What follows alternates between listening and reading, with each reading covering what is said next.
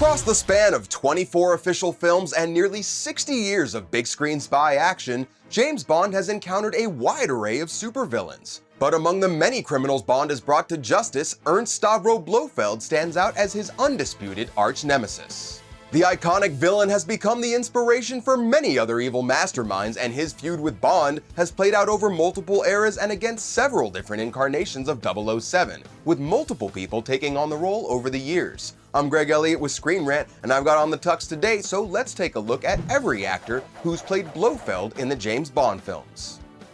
We do not tolerate failure, number 3. You know the penalty. Yes. When number 1 debuted in 1963's From Russia with Love, his real name is never said and you never see his face, only the white cat being stroked in his lap. And although not officially credited in the film, he was physically played by Anthony Dawson, who previously played Professor Dent in Dr. No, and was voiced by Austrian actor Erich Pohlmann. And both of them did return to play Blofeld again in 1965's Thunderball as well. Allow me to introduce myself. I am Ernst Stavro Blofeld. We didn't get to see Blofeld for the first time until 1967's You Only Live Twice, where he was played by Halloween's Donald Pleasence. Beyond the white cat, Pleasence was responsible for introducing many of Blofeld's key traits on film, such as the baldness, facial scars, and his volcano base. And if it wasn't obvious, this version of the character was clearly the inspiration for Austin Powers' arch-nemesis, Dr. Evil. Right.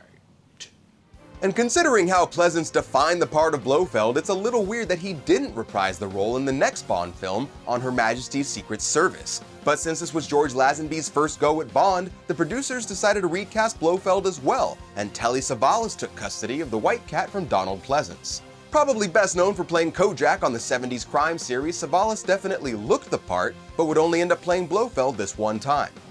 Good evening, Mr. Bond. Blofeld.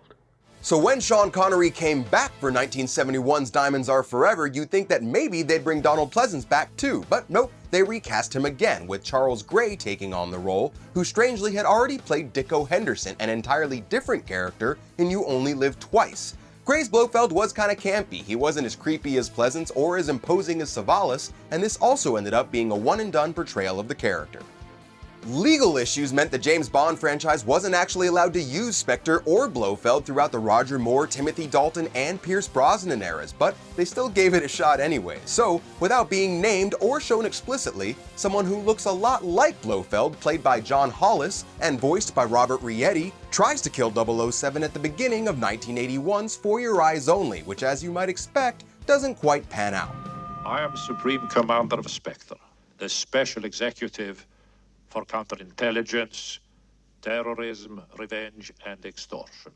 When Sean Connery returned to play Bond again in 1983's Never Say Never Again, Blofeld also made his cinematic comeback, this time played by Max von Sydow, the legendary exorcist and more recently Game of Thrones actor. But this Blofeld only played a minor role in the film, with main villain duties falling instead to Maximilian Largo, Spectre's chief agent under him.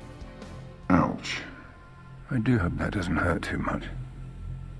My wounds will heal. What about yours? Blofeld wasn't seen again until the Daniel Craig era, when Christoph Waltz was cast as the iconic Bond villain. This Blofeld wasn't bald but did have the requisite facial scarring, and the movie changed his backstory to intertwine his life and history much more with James. Waltz is set to return as Blofeld in the upcoming No Time to Die, which will make it the first time that a credited Blofeld has been played by the same actor in more than one Bond movie. We're currently on track to see Bond and Blofeld again in November, so make sure to keep up with Screen Rant for all the 00 news and info. I'm Greg Elliott, thanks for watching, and we'll see you next time.